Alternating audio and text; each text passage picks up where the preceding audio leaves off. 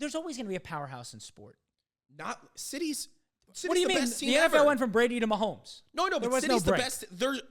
You think someone's gonna? Manchester- but everyone's this- there's the not a Premier next League went Ronaldo, from Messi. Manchester There's not. United- You look at everyone was like the exact point is like no one could ever win the Ballon d'Or. No one could compete with Messi and Ronaldo. And now we're seeing like Harry Kane might win the Ballon d'Or. Vinny might win the Ballon d'Or with much less stats. Like there is an opening No, for now sure. because they don't play with There them. hasn't been an opening. Manchester United dominated That's the Premier what League I'm for 15 saying. years. There isn't an opening, but if Pep leaves, there will be. Welcome back to Yanks Abroad. The Premier League season finished up about 5-ish minutes ago, and we are here live recording our last pod of the Premier League season before we enter a huge summer of international tournaments. So hit the subscribe button. We're going to be doing streams for the U.S. matches. We're going to be doing Euro recaps. We're going to be doing a lot this summer, which we're very excited about.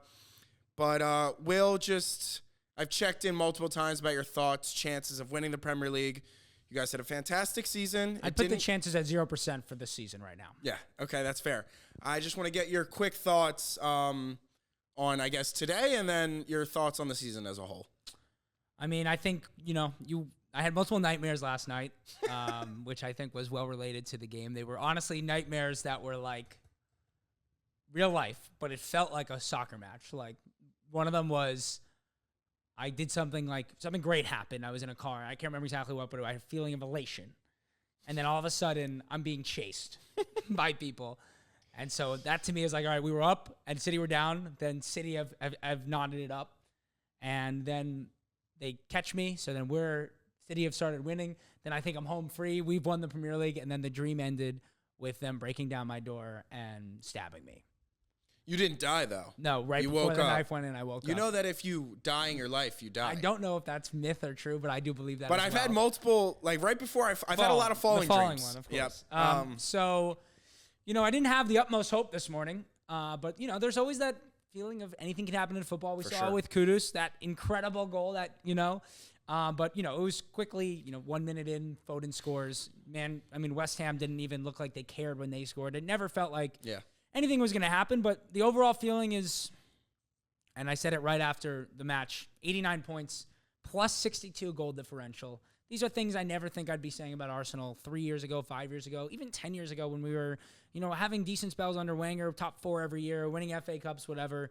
This level of dominance every single match was just not something that we were capable of, both, in our own third and in the attacking third. And it was just an unbelievable season. I'm just so happy to have had the final day, had to have 2 games on. It wasn't for a top 4 race, it was for the title race.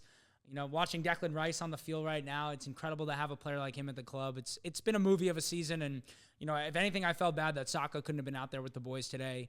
But I feel pretty confident next year we're gonna, at the very least, take Manchester City toe to toe to the final day, and I think we'll get over that hump. All right, that's good. We obviously just streamed it. It was just a feeling of deflation pretty much the entire time, except for those 3 minutes where the 2 goals happened back to back. You felt those feelings. Now, looking back, would you have rather had 30 minutes of you guys were title holders, or you are happy that you never really had a chance? Well, it's funny, right? Because, in sport, I feel like there's this misconception that, hope is what kills you. Yeah. But hope is why we watch. You're 100%. Hope is why we're fans. We don't get to play. So you think you would have rather had the title for 20, 30 minutes and then get it ripped out? I mean, as much as that would have hurt, would you rather life be highs and lows, or would you rather life be a flat line? And it was like a negative flat line. So, right. Well, I think all flat lines are pretty negative. True. Right? The highs are that 3 minutes where Kudus scored the bicycle kick and we scored to make it back to 1-1, even though, whatever, even if it was to go up 1-0, it would have been the same feeling. It felt like, okay, at least there's a chance right now. And my heart was racing. That's what makes you feel alive. That's why I care so much about all my sports teams. As sad as it is, this is what I care so much about in my life, whether it's Arsenal or any other team. And yeah, at the end of the day, I probably would have been great to have my heart race like that and get the blood pressure up. It was a little bit, not boring, but anticlimactic. It was anticlimactic. Yeah. So I have 2 questions. One, we talked about how this entire day has been very anticlimactic because of how dominant they are, and people are essentially bored of talking about it. So 1, do you think this City domination has been bad for the sport? Because similarly, F1, after the dock was getting so much energy, and there was a lot of parity almost. And now Verstappen wins every single race, and everyone's like, this is awful for the sport. People don't care anymore because you know who's going to win. It hasn't been that case. City wasn't winning the entire season, and there was a good title race, but inevitably they did it. Do you think it is bad for the Premier League, this dynasty that Pep has created? I mean, long story short, yes, bad. I think parity in sport is what makes it interesting. I think the bigger issue to me, and we were saying this a little bit on the live stream, is their domination comes with no hatred, right? Part of sport is fandom. That is what makes anyone care about sport, really. Yep. It's like you get bragging rights. You get to chirp a team for being bad. Like, as stupid as that is, the trolling or whatever, that makes it a lot of fun. That's Jack and I talk a lot about the WNBA. Angel Reese and Caitlin Clark, a rivalry and someone to hate on, is the best thing that's ever happened. Rivalry is the best thing in sport. Yeah. I mean, this podcast almost came about because of rivalry, in a sense. It was kind of the perfect, mesh of Arsenal and Tottenham and whatever. And, when the Yankees won 3 and 5 years and whatever, they won 5 and 7 years. Yeah. Everyone either was a huge Yankee fan or hated the Yankees.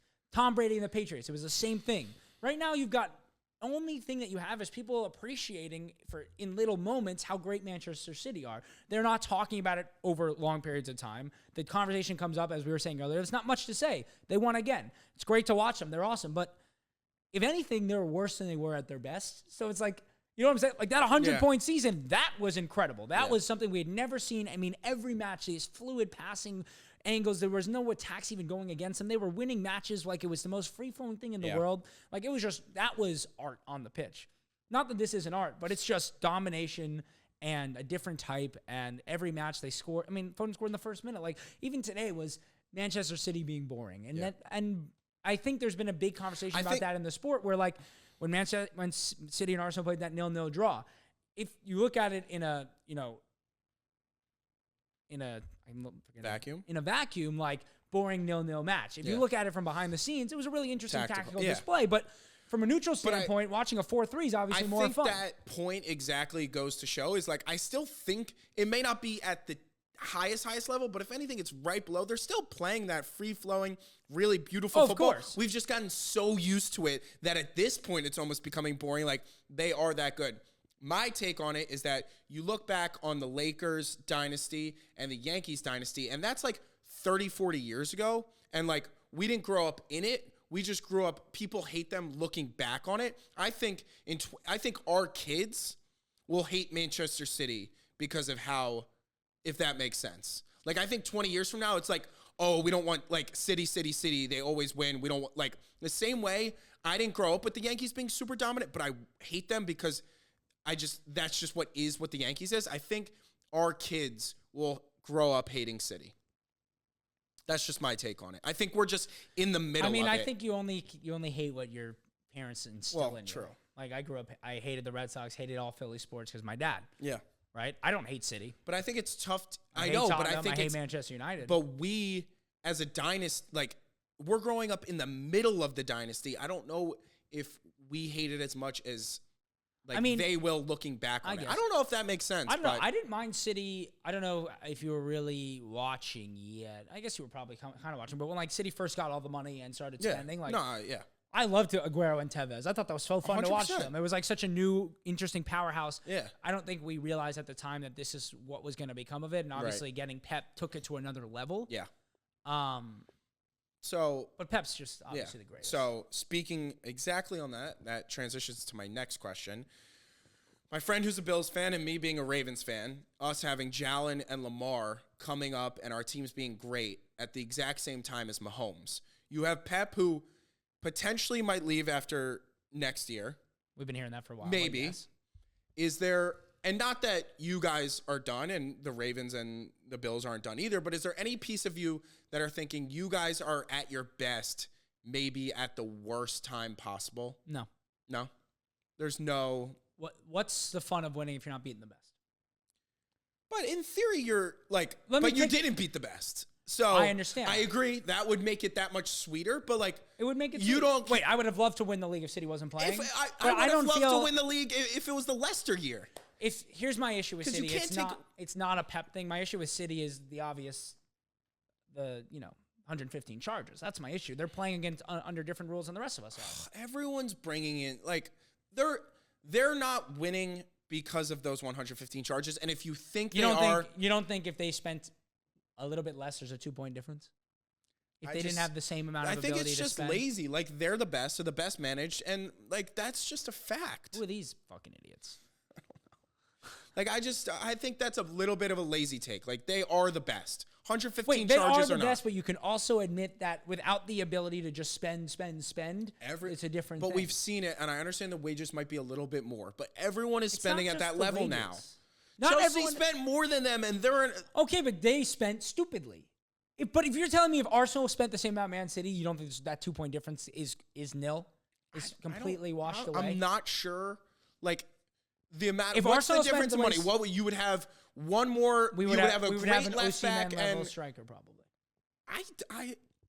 I don't know. I don't know. My answer to your question is no. I don't. I would love to beat Manchester City. I know you would, but you didn't. So that's what I'm saying. No, I don't feel. You don't feel like it's coming at the wrong time. I don't. There's always going to be a powerhouse in sport. Not City's. What do you mean? The NFL went from Brady to Mahomes. No, but City's the best. You think someone's gonna? But everyone's there's not a next Ronaldo, Messi. There's not. You look at everyone was like the exact point is like no one could ever win the Ballon d'Or. No one could compete with Messi and Ronaldo. And now we're seeing like Harry Kane might win the Ballon d'Or. Vinny might win the Ballon d'Or with much less stats. Like there is an opening for sure because they don't play with them. There hasn't been an opening. Manchester United dominated the Premier League for 15 years. There isn't an opening, but if Pep leaves, there will be. But it'll just be we'll be next. That's what I'm saying. I'm saying maybe not. Maybe not. Yeah. But if you listen to what Pep said yesterday, which I was saying to you, but didn't get through it. What did Pep say? He basically said, if we don't continue to get better every single year, Arsenal and Arteta will 100% pass us. They will go on. If you don't know Mikel, you don't know this Arsenal team, the club, and everything that they're about, if you don't believe that they will surpass us if we don't keep getting better.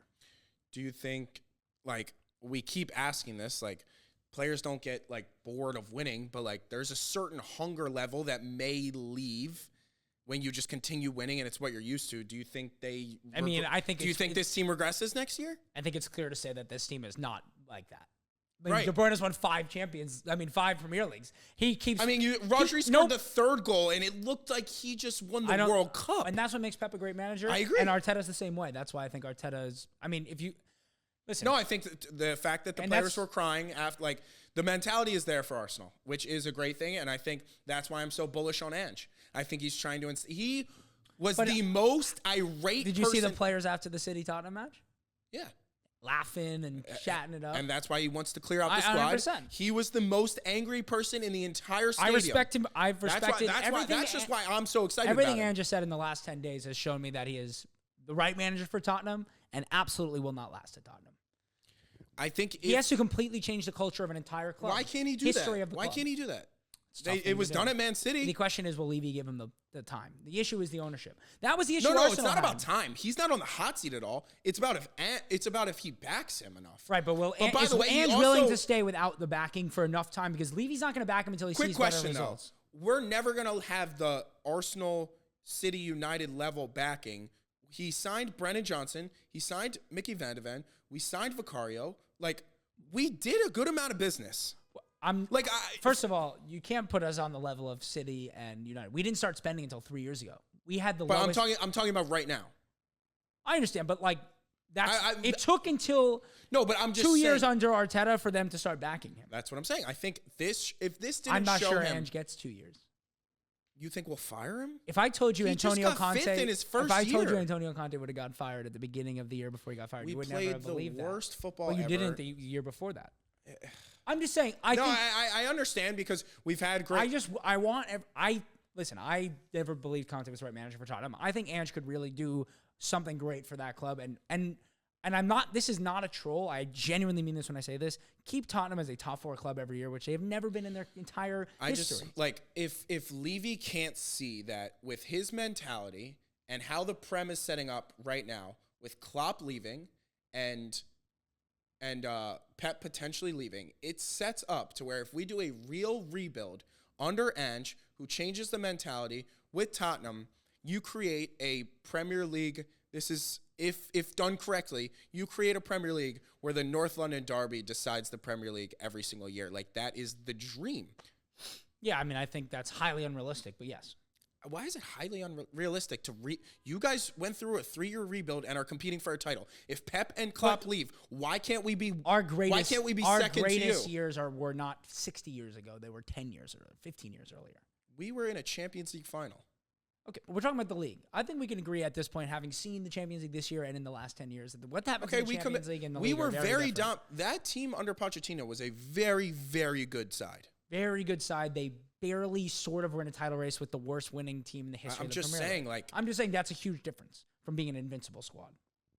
I mean, don't say 12 draws. I'll fucking slap you in the face. I mean, Leverkusen. Tell me why Pep's never done it. Tell me why Pep's never been invincible. Leverkusen did it right. Tell me why Pep's never been invincible. I'm not talking about the Invincibles because the fact that Leverkusen did it shows that maybe it's not that difficult. In the Farmers League. In a Farmers League. What do you mean? I mean, the German league, like, Leipzig had a solid season. Where do Leipzig finish in the Premier League? I think they're better than Villa and better than us this year. Yeah. Is that crazy? I think they finished below like Dortmund's Chelsea. in the Champions League final. 7th. You guys lost to Bayern. Champions League and 38 matches are not the same. I'm just saying, like, clearly they're good sides. Like, it's not fully a Farmers League. No, I agree. I mean, I just, if you watch the Premier League was not great this year. United sucked. I'm just saying the Chelsea style of for play. pretty much the entire season. We sucked. Villa not that good. I'm just saying style of play. Leipzig's not breaking down Brentford. There is a clear. This was a down year for the Premier League.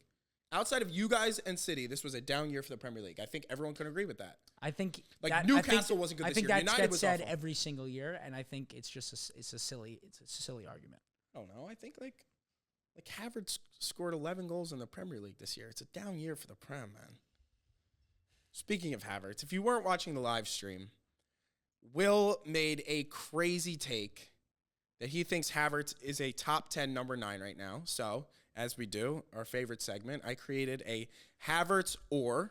This was a spur of the moment thought that came to my head. No, you don't get to backtrack now. I'm just saying. There's no research. We're doing this based off of eyeballs and ability, right? Yes. Okay. I just haven't dove nearly deep enough into the tape. You don't need to. Don't worry. Kevin's going to cut this all out and make me look like a fraud anyway. Let's go. All right. Would you rather Kai Havertz edition? Havertz or Son? Right now. Right now. Right now. Right now. Kai Havertz. Okay. Kai Havertz or Ollie Watkins? Kai Havertz. Havertz or Haaland? Haaland. Havertz or Lautaro Martinez? Right now. Yep. So we're saying starting 2024, if you had to play season, a match Monday tomorrow. Kai Havertz. Alexander Isak or Havertz? Isak. Openda or Havertz?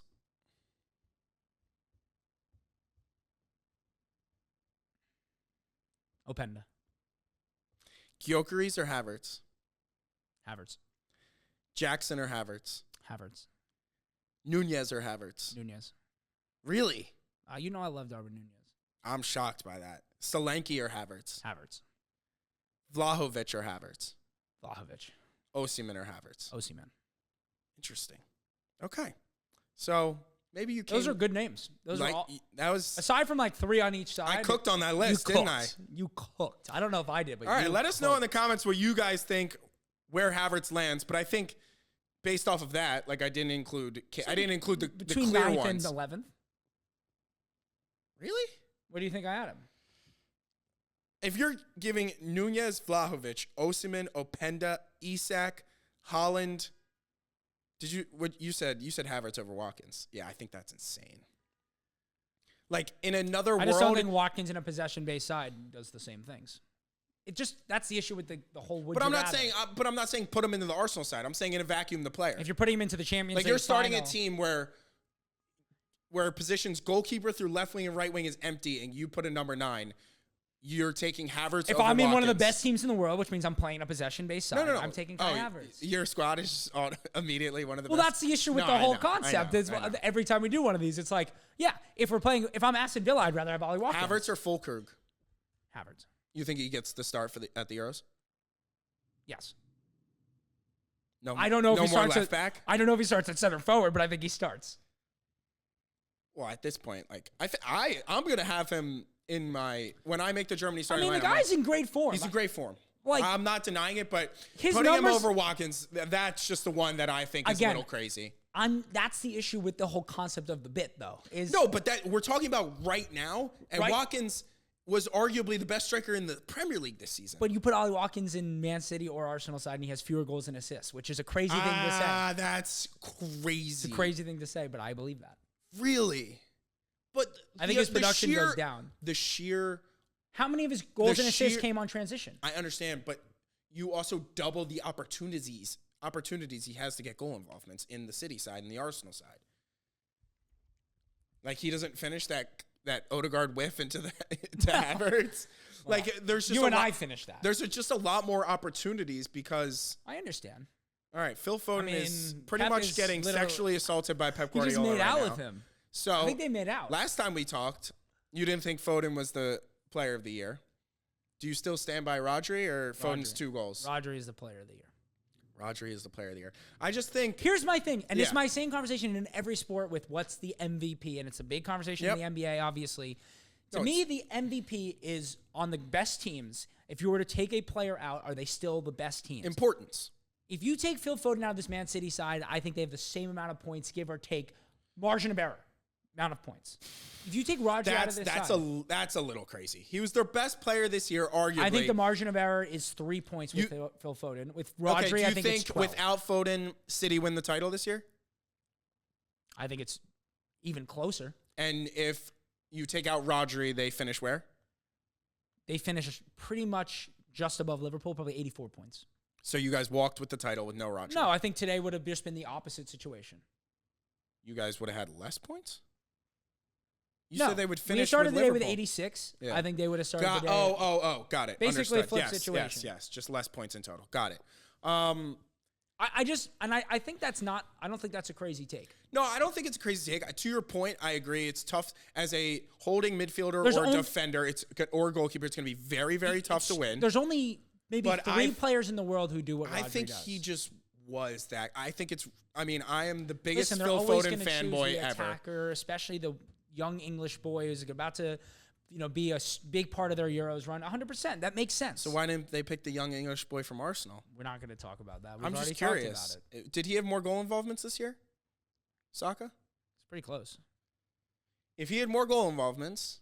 Well, he didn't play. And he's the young boy who's going to play a big role for the Euros. Why didn't Saka get it? He wasn't even nominated. They both had the same amount going into today. And Saka didn't even get nominated. He did not get nominated. Do you think that's right? No. Not at all. How did Van Dijk get nominated? That's insane. Best center back in the league on the third... No? Van Dijk was better than Saliba this year. That's a crazy take. You could That's a crazy take. I don't think it's that crazy. I think that's one of the worst takes you've ever had on this podcast. Really? I think that's maybe the worst take you've had on the podcast. In the situation that he had with playing with Connor Bradley, Tsimikas, or Joe Gomez at left back, and then Kwanzaa next to him for some of the season, and the lack of midfield I thought stability. Ben White's bang average. And the midfield stability that they had. Once again, you know this. They were playing track meets. He was under 20 times more pressure than Saliba was throughout the entire season. Highly disagree. That's not taking anything away from Saliba. He did his job, but I think, once again, Van Dijk was more important to Liverpool. To your point, Van Dijk was more important to Liverpool than Saliba was to Arsenal this year. Highly disagree. How many more goals could Liverpool have possibly conceded? A lot, probably. Really? If you take Van, of course. I think he was playing with children next to him the entire season. Kelleher was in goal for some there was a lot of... I disagree. With Endo play, McAllister played the 6 for half the season. They were dealing with a lot of stuff. Liverpool hugely overperformed this year, and I think he played a huge role in that. I agree. I think Van Dijk was a top 3 center back. I'm not saying he wasn't good. I think Saliba was just far and away the best center back in the league this year. Yeah, I think situation helped him a lot. I think saving goal, Saliba was super solid in a super solid setup, and he was fantastic. But Van Dijk was super solid in a mess of a team who was constantly in transition. You guys were never under to your credit, you guys were never under pressure. So Saliba doesn't get any credit for this is paining me. Saliba doesn't get the Man City just lifted the trophy with Kyle Walker dancing up and down. That hurts. Honestly, it doesn't really hurt me. I guess he was a Tottenham player. Yeah. He's done it like 5 times. I know. It might have hurt the first time when he made the comments. Here's my question to you. Why are you giving no credit? God damn it. This is so hard to watch. Sorry. We're watching the City celebration while we record. It's not helping anyone. Jack Grealish's hair bouncing up and down. Why does Saliba and the rest of the defensive line get no credit for that stability and control? He does get credit. And once again, he was probably the second or third. He was probably the second or third best. He does get the credit. I'm just saying because he had Declan Rice in front of him, and you guys had the craziest field tilt and possession, and were rarely under pressure. But we have all that because we have a center back who can play. He can start in the opponent's attacking third and jump. Part of it. He is part of it. He's not the reason. He is the reason. No, Van Dijk we could never play like this until we got Saliba. He is the biggest part of the reason for Arsenal, but he is not the reason. Van Dijk is the reason for what, though? That they had any shred of they were in a title race because he was holding they that. They had finished 9 points out. I don't know how they much were of a in title it. race They were in it. They were in it until they were not, which was you guys were in it until you weren't. Which was with 7 minutes left today. No, I mean, it was over when we sat down on the couch. But I'm just saying he is the reason that they... And also... Let us know in the comments if you think Van Dijk had a better season than Saliba. I don't think you're going to find as many people agree with you as you think. Make sure to hit the subscribe button. Yeah, I think... And also, Saliba and Arsenal did a great job on set pieces also, but I think Van Dijk is the most dominant set piece. Well, I mean, that's sheer size. No, it's not. There's a lot of people who are that big and who aren't as commanding and accurate with headers. It's not sheer size. It's a talent. I mean, it's a talent, but his sheer size certainly plays a role. No, it helps. I mean, how much bigger is he than Saliba's a little undersized, actually. Saliba's not undersized. He's I mean, 6'2". in comparison. Okay, and what's Van Dijk, 6'4"? Probably 6'4" and much wider. That's just straight build. So maybe get in the gym, Saliba. You're fucking... Does Saliba start for France this year? Or is no, because Deschamps a fucking idiot. Who starts? Oompa? Yeah, he's probably do Oompa and Varane. No fucking way Varane starts for the France. Deschamps is literally... That would be crazy. Or it's like it's a Maguire crazy already situation. that Saliba can't get a look in. He's a top 4 center back in the world. Like I think he's higher, but he's a top 4 center back in the world, like bar none. There's not even an there's no one you could argue. Like you don't start talking about Mickey Van de Ven. Like Van de Ven's fantastic, and he's going to take Ake's spot in that back 3 for that would be the nuts. Dutch side. I think 100% he Why can't they play together with Van Dijk? Oh, they play a back 4. Why no, they're playing. Why can't Ake play left back? Over Maatsen, maybe he could. Oh, Maatsen too. They got a good team. Good little team. That's what I was saying in my takeaways. They have the best back line in the tournament. And that could be the difference. Like England and France's, not that they have poor defenses, but it's definitely the weakest part of both of their squads. England's for sure. And same with France. Between their midfield if they're not going to play Saliba, for sure. Yeah, I mean, if they're going to play Varane and Upamecano, who both had very below average seasons. Well below average. That's what I'm saying. Like, Kanate's not healthy enough to go, is he? He didn't finish. He didn't play at all at the end of the season. He's not going, right? Oh, I don't know if he's going, but like Netherlands has the best back line by far. I don't think the rest of their team is strong enough to support a real run, but like, is Martin de Roon going to be healthy to play for Netherlands? Yeah, because he's missing the Europa League final. And they'll have Koop Miners. They'll have Vermeeren. They've not Vermeeren. I'm going into the Dutch side now. Not the Dutch side. Jesus, the Belgian side. Oh yeah, Martin de Roon is Belgian. Yeah. No, sorry. It's not. Yeah, I'm getting very. You got me very confused. Yeah. Anyways. Anything else? I think that may be it. One more final top 4 predictions for next season. And who will be player of the year next year? All right, my top 4 is City, Chelsea, Arsenal, Tottenham. Okay. We win the Europa League and get top 4. Maybe a FA. Throw in the cup. Why don't you? You're going to go from none to 2 trophies? Oh, my God. That would be a movie. And then my player of the year. I can't wait for the movie from this year that Tottenham put out. My player of the year is going to be Phil Foden back-to-back. Back-to-back. I mean, there's no reason to say he's just, like, if they win the title again, based off my prediction, he's just going to continue to get better. And, I mean, he had a 19-goal, whatever. Like, he's insanely good. And you just give him more consistency in that side. Pep, I mean, he might hook up at, like, he loves him more than anyone I've ever seen. Like, there's no reason to think that Foden can't win. Okay. I'm going to go Arsenal, City, Chelsea, Tottenham. And I'm going to go Saliba wins Player of the Year. After our conversation about how hard it is to win it as a defender. I'm just thinking about Ruben Diaz won it. Van Dijk won it. Yeah. Not first time, but that was like Ruben Diaz's first year. Well, I think that's first actually a good Liverpool shout. If Arsenal's going to I think if Arsenal win the league next year, they probably won't have an attacker that's like dominant enough to deserve it. Well, my feeling is if what takes us over the line next year, as crazy as it sounds, because our defense was the best in the league, is like we put together a season like Chelsea did when they only conceded 18 goals, and like it's something like that. That's insane. Chelsea conceded 18 goals. Yeah, that's insane. It's hard to fathom. Actual last thing, biggest surprise, like positive surprise, and then biggest disappointment from this season for the whole Premier League. Yeah, I'll go first. Okay. So my biggest surprise was obviously how Palace finished. Like, I think that's like, it's being talked about, but it's actually, they dominated every single team they played for the last. If they can keep that core together. And the reason that it's such a big surprise is because I thought it was a foregone conclusion that one of the two, if not both of Eze or Elise were gone.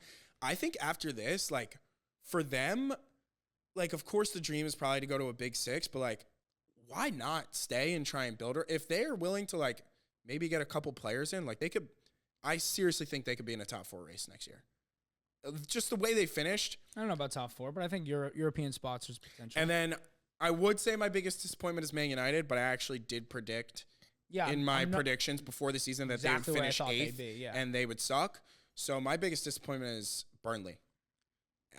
I fell into the trap of everyone hyping up that with Company, they have the tactics that suit the Premier League.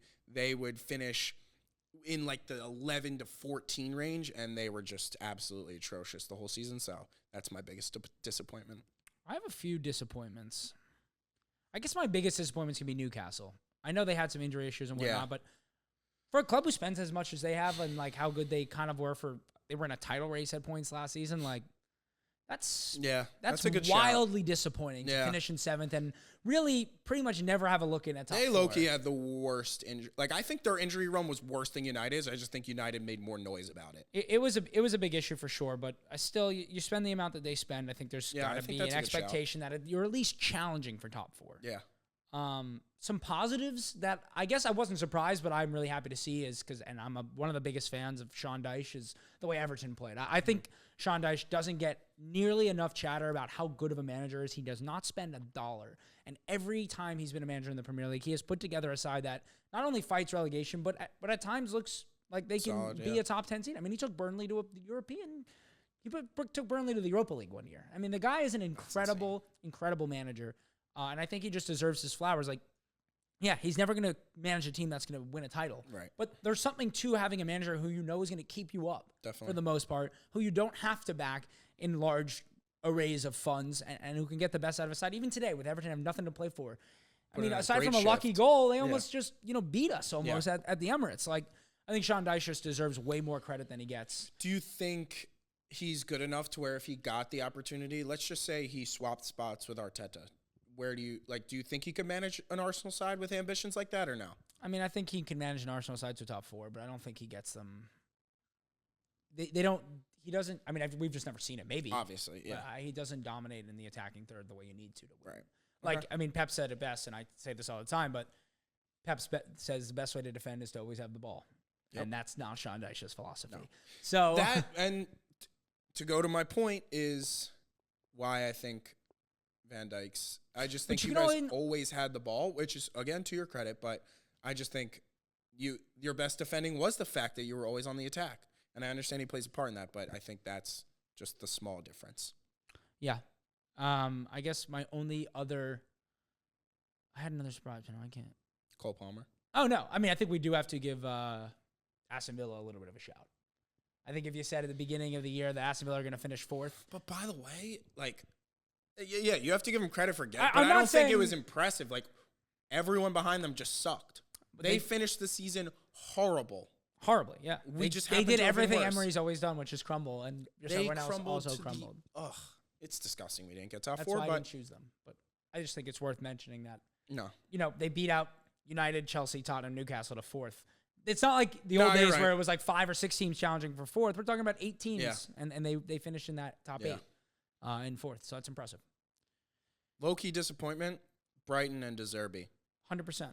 Big disappointment. Brighton was a big disappointment. They brought in some good players and were very disappointing. I mean, Nottingham Forest don't get enough shit because they've stayed up for 2 years, but the amount that they're spending to basically... But we all agreed that, like, it was the same thing as, like, you can't bring in 12 100%, guys. but if you're going to spend that amount of money, the expectations are going to get risen. They're going to have to. I think it's just poor.